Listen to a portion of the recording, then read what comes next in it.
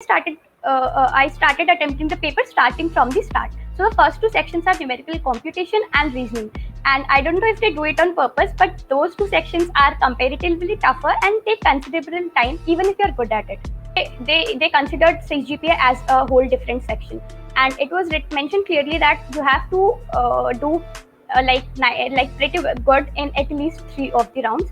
So it's not like you have to perform exceptional in all 6 rounds. I was not much comfortable with the math section because it had some really good mains kind type of level questions. I practiced the MCQs on GFG. They have quite good collection and give you insight rather than just like going through all the concepts, just reading through it. I guess solving those questions helps a lot.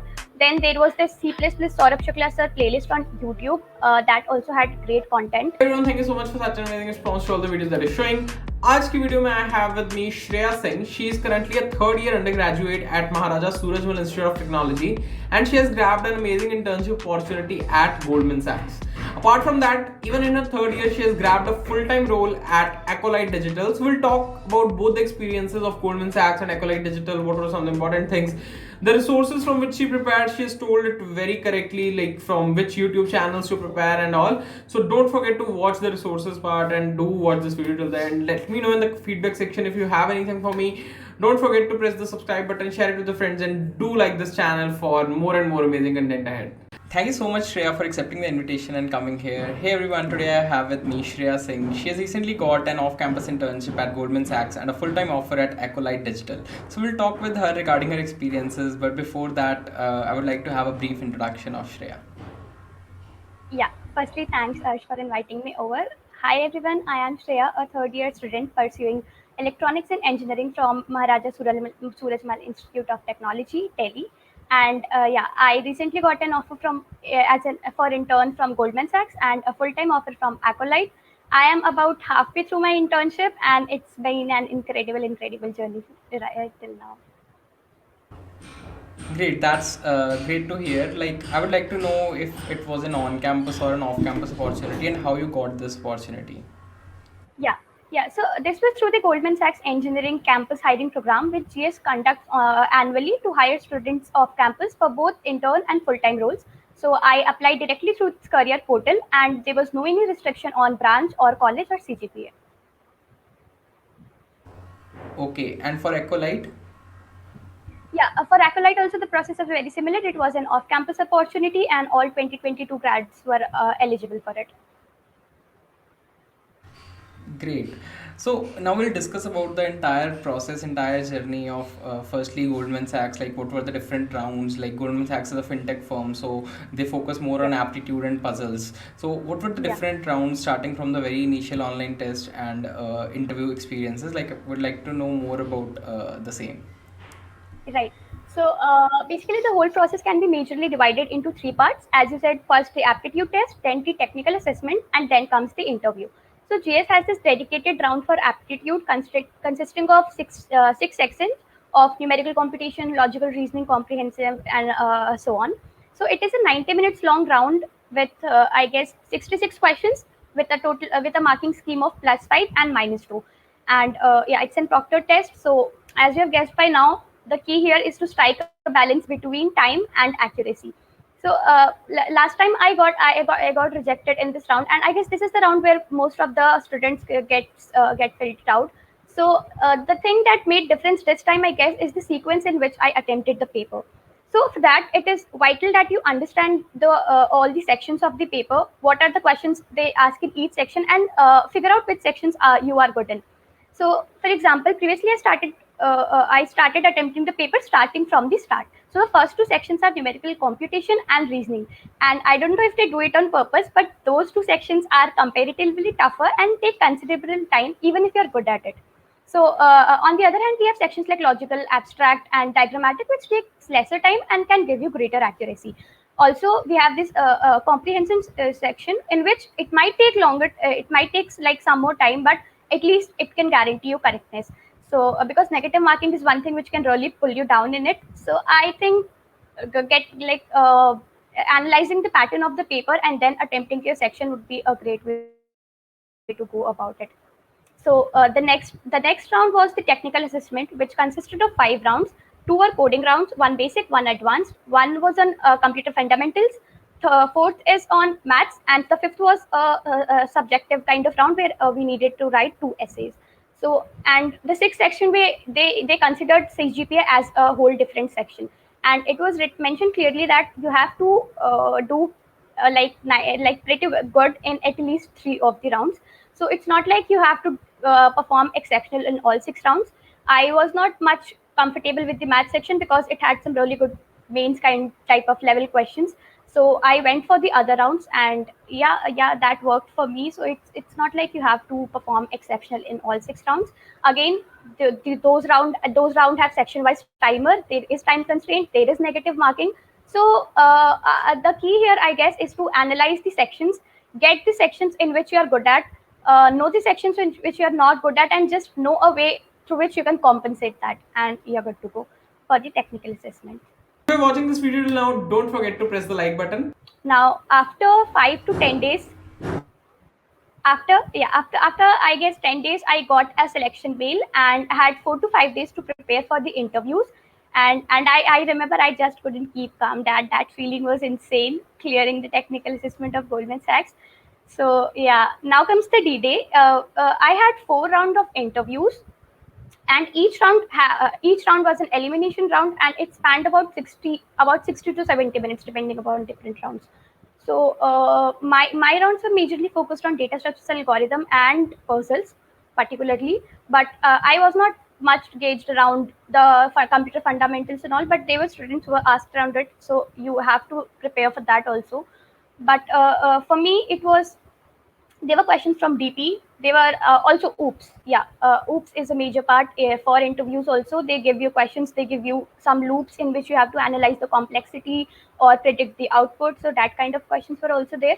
They used the HackerRank code pair platform to code the questions, and yeah, all of the rounds were a mix of technical plus HR rounds. Yeah, so that was Great. about the process. Amazing. I hope most of the people would get to know more about the process of Goldman Sachs and how it conducted different rounds. Also, would like to know more about the process of Acolyte. Then we can come on to the preparation resources and how you managed to get there. Right, right.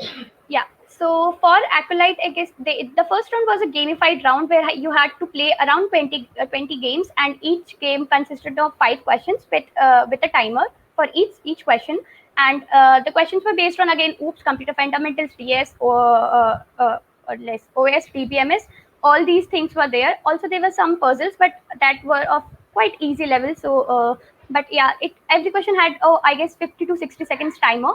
So that was the first round, and then there was a 60 minutes coding round which had just one question, and I guess there were 5 test cases, and getting 3 to 4 test cases cleared led to the selection. Then I had the interview round. Again, for that there were 2 technical interview round and 1 HR interview round. So for me the interview went along SQL because I mentioned that on my resume. So that depends, and obviously DSA. A lot of DSA questions were asked, but they were pretty standard question, I would say, for Acolyte. And yeah, that's about it. Great. Now, like you have an experience applying off-campus opportunities, and you know, like what are the different preparation resources, be it DSA, be it DBMS, or maybe if you have prepared for design as well, system design as well. So, Right. like, which all things you preferred? Like, have you done any paid courses, or is it just the YouTube and the free resources available? So, we would like Yeah. to know more about the resources from where you prepared aptitude, DSA, design, or Right. yeah. Yeah. So starting off with aptitude, I'd say, because GS and other fintech companies focuses more on aptitude.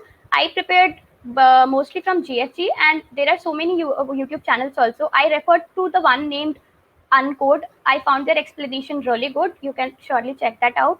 Then for OOPS, I practiced the MCQs on GFG. They have quite good collection and give you insight rather than just like going through all the concepts, just reading through it. I guess solving those questions helps a lot. Then there was the C++ Saurabh Shukla sir playlist on YouTube that also had great content. For operating system, I read this book called Bedtime Stories on operating system, and its language is super easy, and also it's easily available online, so you can refer to that. And also there are channels like Gate Smasher and Knowledge Kit. I guess every engineering student will know about. And yeah, the same for DBMS.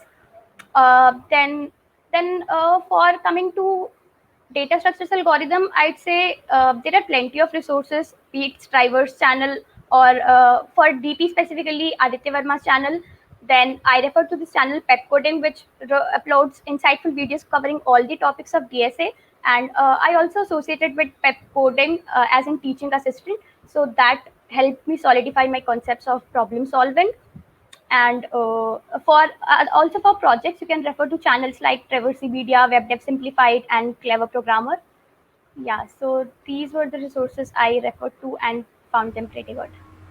Great. I hope these resources are pretty much very good and very resourceful for everyone. Like we all have followed them whenever we were preparing for our journey.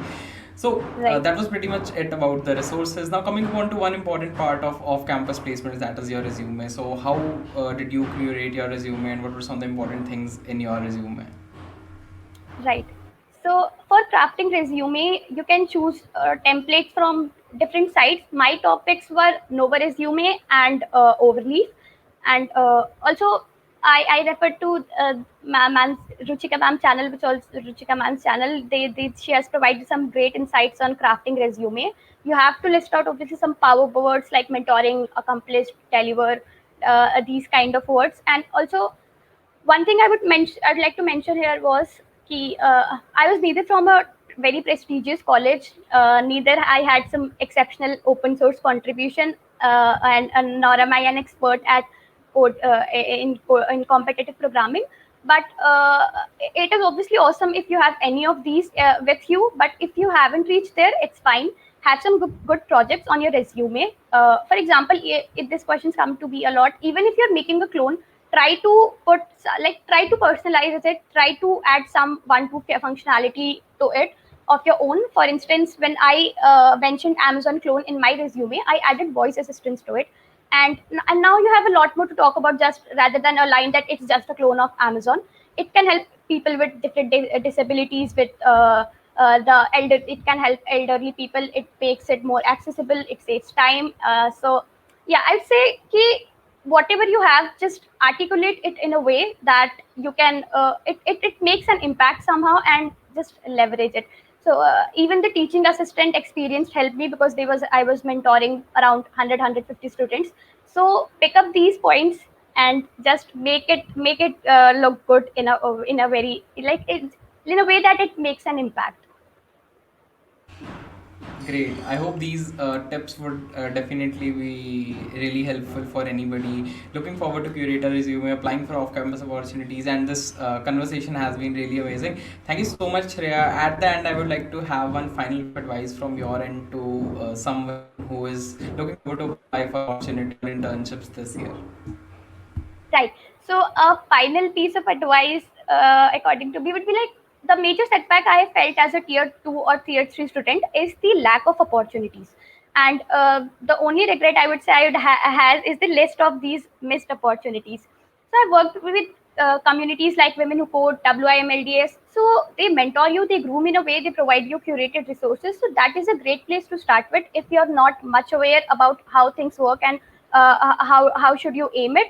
Then when you're equipped with those basics, I'd say just apply everywhere, because there are so many mentorship and scholarship programs for freshmen and sophomores from top-notch companies which I didn't even knew about. And we did not have a urge at that time who would like curate all and condense all such opportunities at one place.